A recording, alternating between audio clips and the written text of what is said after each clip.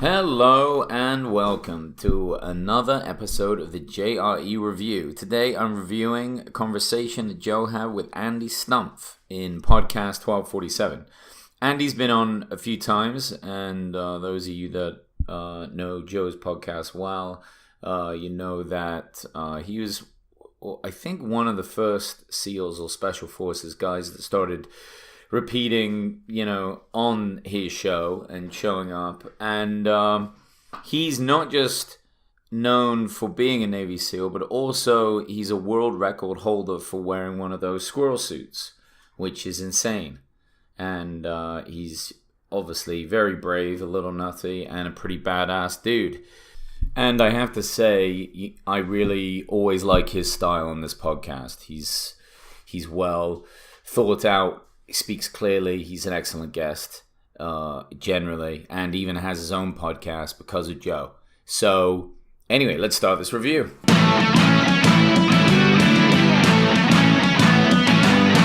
Welcome to the Joe Rogan Experience Review, where each week I review every single episode of the Joe Rogan Experience. What more do you want? So as I was saying in the intro, Andy has a world record for the Squirrel Suit, skydiving, and he's big into skydiving. During that conversation, Joe talked a little bit about the safety aspects of skydiving, and Andy was saying that it's very safe, relatively speaking, and it's almost unheard of that both your primary and backup chute would not open, and that's something that I didn't know. I didn't know that the stats on skydiving were quite as safe as they are. You can even look them up. It's very rare that people crash and get injured and die. Surprising. I once did it in Vegas. Pretty scary. I didn't even like flying at the time. I'm a lot better with that now. In fact, I think thanks to skydiving, but I hated it. And going up was awful, and the idea of and jumping out was terrifying. I think if I had known the stats on really how safe it is these days, I would have felt a lot better. But Andy was saying that when he was talking to Joe, that most of the pioneers of the squirrel suits, as they're called, or the wing suits, you may have seen those, they're all dead. All of them. They all died in some way, I think, while skydiving. There's some great videos of these guys really close to the cliffs, just like flying close to cliffs, and it's unbelievable, but also terrifying. And just to think that a gust of wind could just, knock you into one of those cliffs. And you're going to smash into that thing. I don't know how fast they're going. 200 miles an hour? I don't know. They're going incredibly quick. Obviously, not even quite a terminal velocity because they're using those suits to kind of keep them up. But Andy loves it. He loves it. He said those suits have come a long way. They were very dangerous back in the day, but now, there's a lot more structural support on there. They seem to hold themselves together better, which, really makes a lot of sense. During Andy's conversation with Joe, he obviously does go back quite a bit into his time in the military and what ultimately got him to stop being a SEAL, which is always really fascinating to hear. This is why these conversations with Joe and, say, Special Forces guys, or really anyone at the very top of their field, just understanding how they think, how they move, how they perceive the world, how they get through tough things, how they perform on the day. Just hearing how they do it is so important, at least to me, when I have enjoyed Rogan's podcast. And a lot of the time what I like is they're very normal people, even though they do abnormal things. They just have a mantra like, well, you got to get it done, or you just got to get yourself up, you just got to get going. It seems there's nothing magical. Like, obviously a lot of these guys were born with specific talents, but they weren't superhuman compared to anyone else. A lot of the time it's just hard work and putting it in. And also the tragedy of that event being over. And with something like the SEALs, you can't do it for long. You can't do it forever. Even if you're still a badass like Jocko Willink, you've got to stop. You can't do that job forever. And in Andy's case, It sounds like he got shot, along with some other injuries at different points. And he had to get done. And there's certain surgeries he can't go in for and checkups he can't do. Like, he can't get an MRI because he has metal fragments still in his body. And they could get ripped out due to the giant magnets. Or they can move around and mess with his nerves and cause some real issues.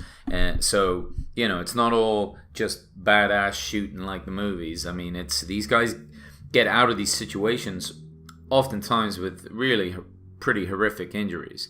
I mean, they put their life into that thing, and it makes a lot of sense. Like a high level athlete in a way, but these missions go on and they affect people's lives. Like if somebody's kind of injured playing football, they can take some time. They still get paid, heal up, come back in, get their stats, whatever. SEALs, they're probably not in the game of the business of saying, "Oh, my knee hurts.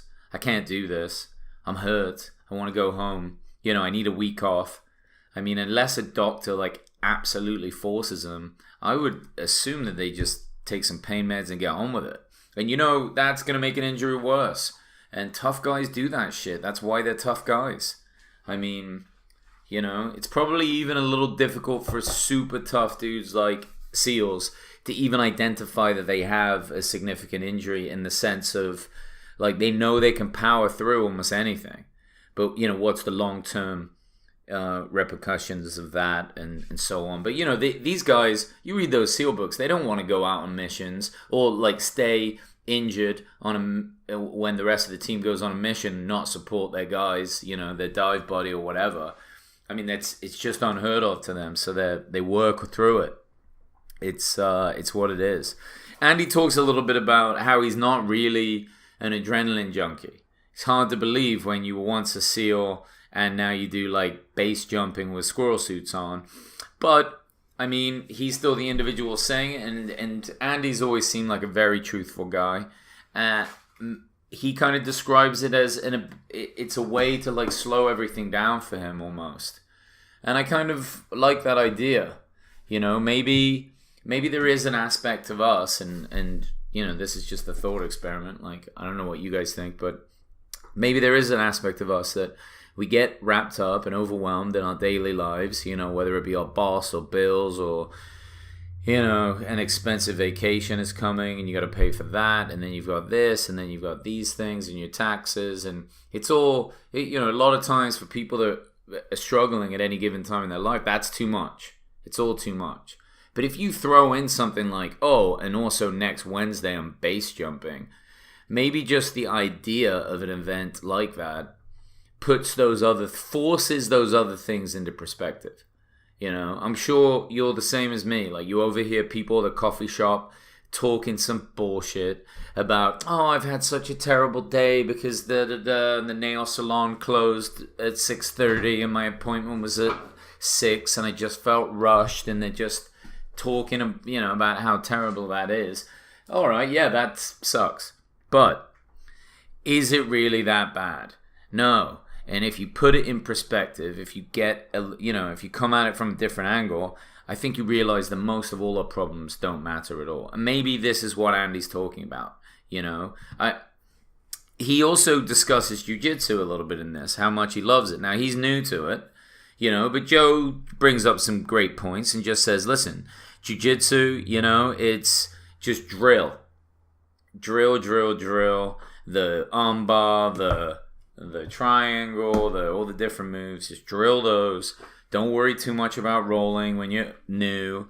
Work off your back, learn strong defense, keep yourself safe. And then when you get a bit better, get good by, choking out blue belts, right? So that's all good understanding from Joe's end. But just the fact that Andy is taking forward his Navy SEAL mindset into this new discipline that's very difficult, takes a long time, and has to learn the process of it, shows that he's going to be very good. But in the same way, jiu-jitsu, it's one of those things that, it's tough, right?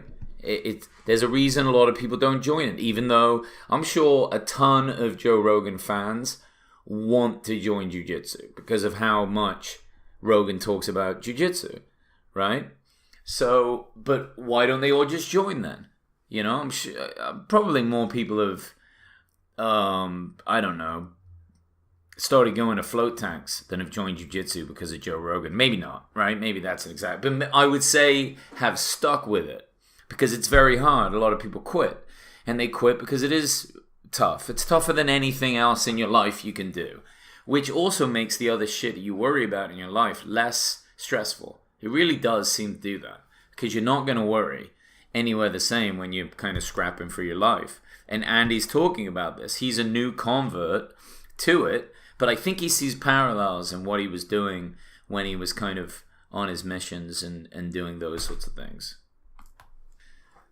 One part of this conversation I especially enjoyed was when Andy talked about how the very first Joe Rogan, JRE 1, should be put in a time capsule and saved forever. And he's saying that it's valuable, you know, because of what that podcast has become. And Joe was just like, wow, it sucked. It was terrible. But, you know, I've learned a lot. And I especially enjoyed that comment because just last week I reviewed my first classic JRE, and of course I picked the very first one. And it's been a while since I listened and watched that one. And it was really cool to go over it again and see how far the podcast has developed. But Joe even brings that up. And Joe says, look, I've learned a lot from this, right? And in a sense, obviously that inspires me greatly because this podcast is not that old. It's less than a year, and I still do it. And, you know, I think I suck at it. I mean, I am for sure a white belt, you know, of podcasting, right? It would be like a white belt in jiu-jitsu showing up to a class. Of course, he's going to suck. And of course, everyone's going to kick his ass, right? But I'm not going to quit at this, and I'm going to keep getting better. And hopefully it will be, you know, decent enough in time. But, you know, everyone has kind of come from that angle. And these stories are really important to hear for a lot of different reasons. I mean, I would say always try and find a parallel in your life with something you want to do better at. Here, you know, talk to people that are really good at what you want to be good at as best you can, or listen to them or learn from them and hear that dialogue that they once sucked at this and they got a lot better. You know, I mean, it's the same with a black belt at jiu-jitsu. You get there, these guys can just sit on your head like you don't know how to use your body. If you've never trained, they will destroy you every time. It's amazing. But they're not going to hurt you. I'm not trying to turn anyone off jiu-jitsu. But the point is, they started where you were once. And they eventually learned it. And if you really stick at it, you learn. I think you can get to a black belt in like 10 years. But I mean, you'd be doing really well in a couple of years. So yeah, I love those inspirational stories. They really kind of rev me up for getting stuff done. So oftentimes that's why I love these like SEAL type guys coming on, because they're very motivating people for sure. They just are.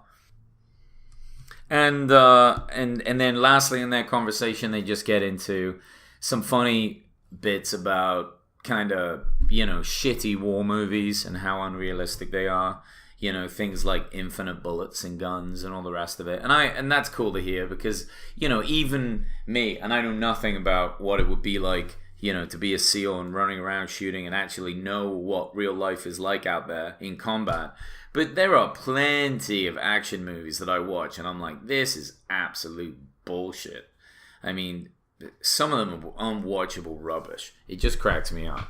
But anyway, that aside, guys, thanks for listening. Make sure you check this conversation out with Andy Stumpf, especially if you need a motivational pick-me-up. And thanks for downloading. We'll talk again soon.